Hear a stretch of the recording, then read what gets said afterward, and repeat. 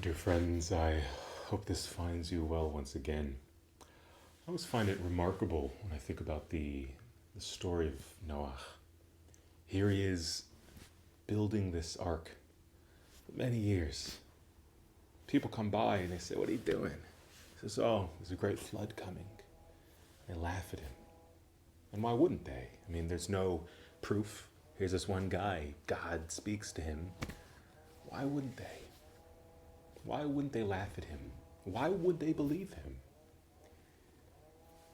But the truth of the matter is, even if there was proof, even if the rains started dropping, people would still deny. People still did deny. Even when the proof is right before us, people become limited by their own beliefs and their own belief system.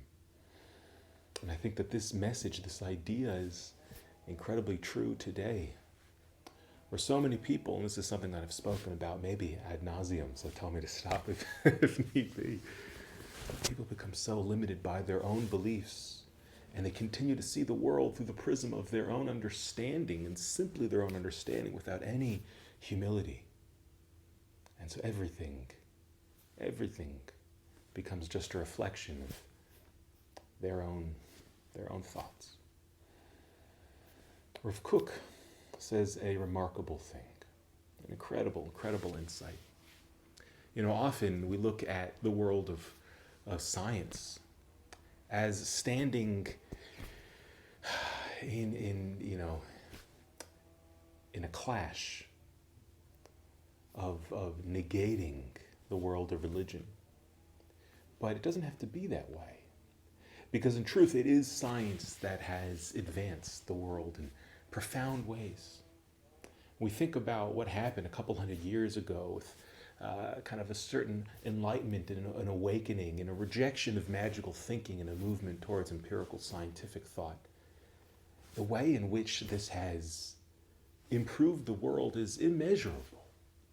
So many of the things that you and I really take for granted but are an essential part of the quality of life that we live were created by technological advance.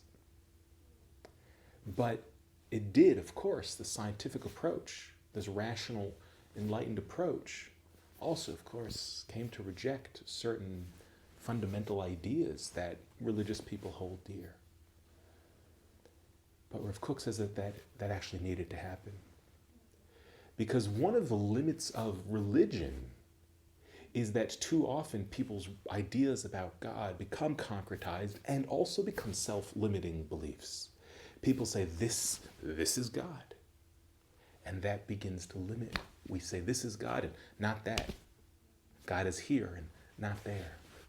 And so Rav Kook, in his incredible essay, Yisurim Mimarkim, comes along and says that a heresy came into this world because religious people, spirituality became so limited and said, this is God, and we actually shifted into an idolatrous practice, an idolatrous way of relating to God. And so along came heresy, the heresy of the scientific world, really. And it said, nah, it's not true. And that was painful.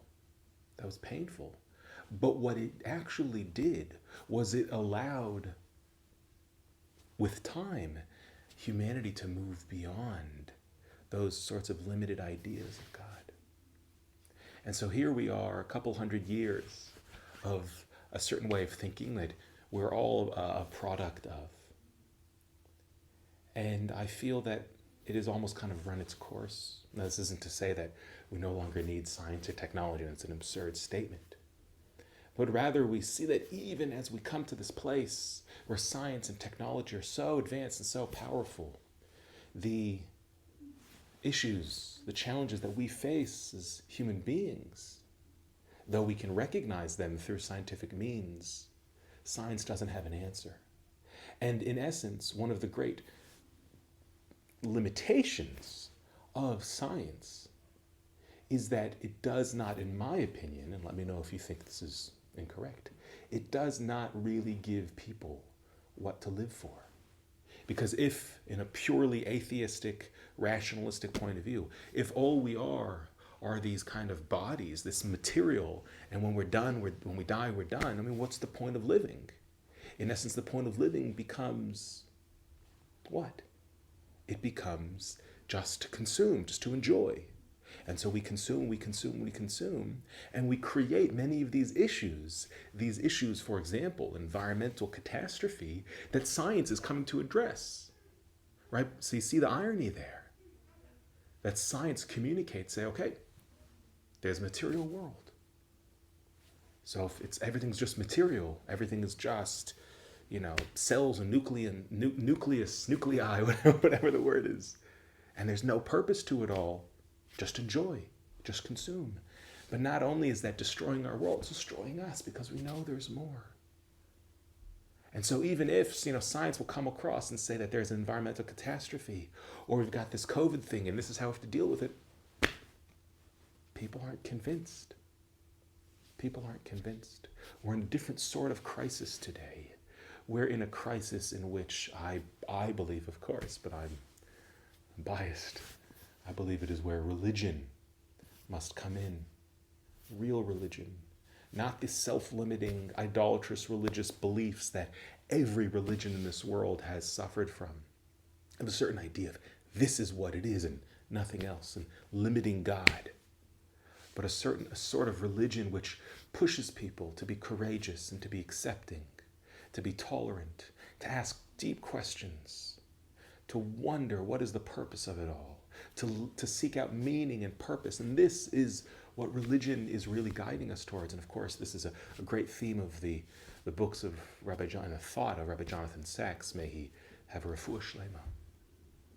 And so what we see, of course, is that I think both religion and science have their limitations.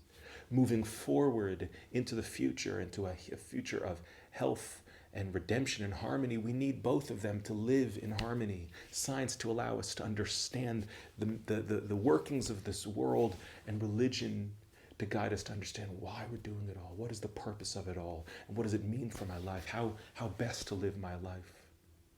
And so we need it all. We need both. Hashem should bless us to explore both of these areas, to see how they really work in harmony. How there is no conflict, really. The conflict is only within our minds. Hashem guide us to wisdom and to humility, to understanding, to tolerance, to all the different qualities, that it's through an approach of science and religion that we can really come to understand the nature of this world. With that, I wish you a Shabbat Shalom.